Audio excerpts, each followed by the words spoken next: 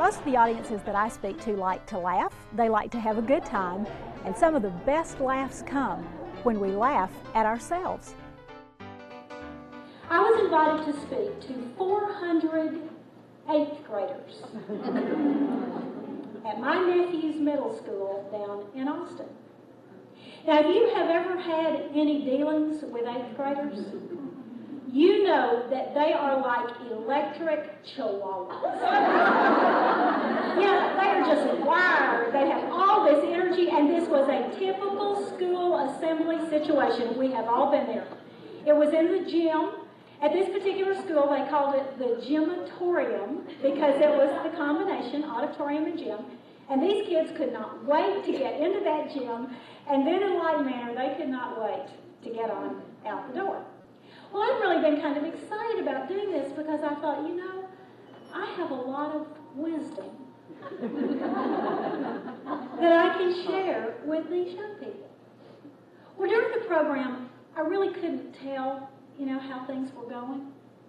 But when the program was over, I was standing by the door, and all these kids were filing by, and as you can probably guess, no one said a word to me.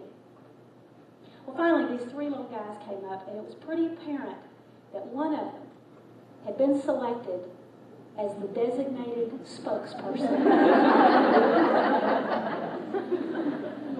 He came up and he said, "We liked your speech." I said, "Well, thank you. I must be a big deal person. If I can win over this crowd, I must be pretty good." He said, "We liked your speech, and we want to ask you a question."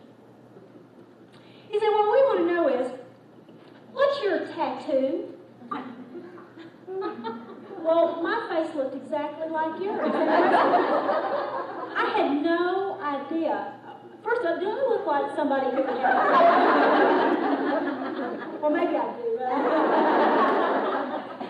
I had no idea what he was talking about, and I said, "I'm sorry, I just don't think I understand." He pointed down to my leg, and he said, "Your tattoo."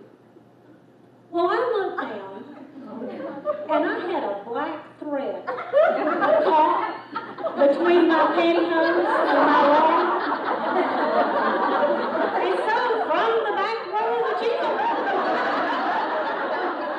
the kids thought I had a tattoo. And that was the thing that impressed him so much. When I was growing up, we had a tradition in my family that I absolutely loved. Yeah, I got very excited about it every year. Every year on my birthday, I would take off my shoes and I would stand up very straight and tall with my back against a particular door frame in our home. And with a pencil, my parents would make a mark on the door frame to indicate how tall I was.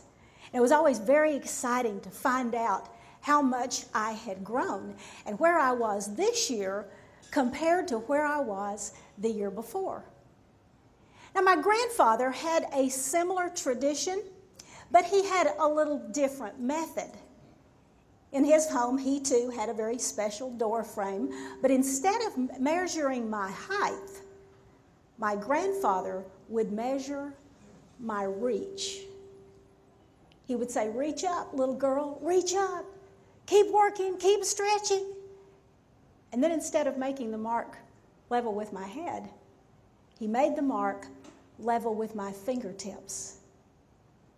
My grandfather's interest was not in how tall I was, but in how high I could reach. Whenever I do in-depth work in a company, I like to go in and interview a lot of people, and I start at the bottom and go all the way to the top and ask folks a lot of questions like, what do you like about what you do? What do you not like? What would you like to change? And one of the questions I enjoy asking is this one. Fill in the blank. I have a great day at work when... Now you got some pretty interesting answers. Some people say, I have a great day at work when I get things done. That's one of the top answers. Another one of the top answers is I have a great day at work when my boss is out of town. That's also a big favorite.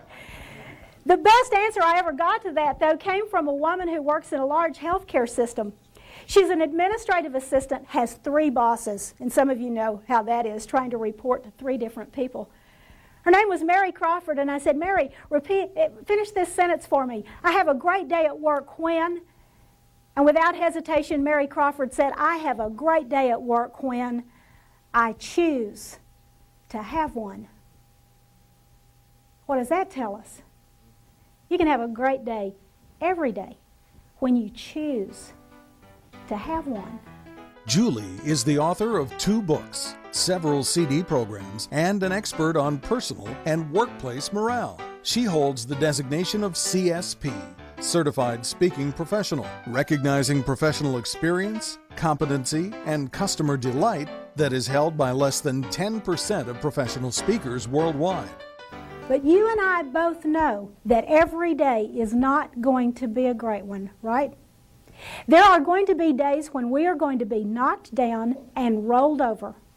There are going to be days when we will be sabotaged, when our hearts will be broken, our dreams will be crushed, we will not make the quota, that big sale will fly away like a butterfly, and we will go out into the parking lot and say, who in the heck signed me up for this? But the exciting thing is that if you've got a spirit of cooperation and a whole network of positive partners, if you've kind of got that attitude that has an optimistic viewpoint, one that doesn't quit, one that doesn't look back, if you take responsibility for your own success, and if you have an enthusiasm for what you do, you have a far greater likelihood of having more great days.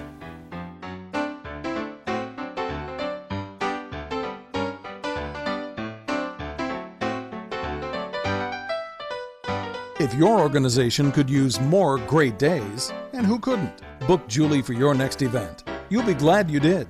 Just contact the person who gave you this video. Julie's presence at your meeting guarantees a great day for you and your people.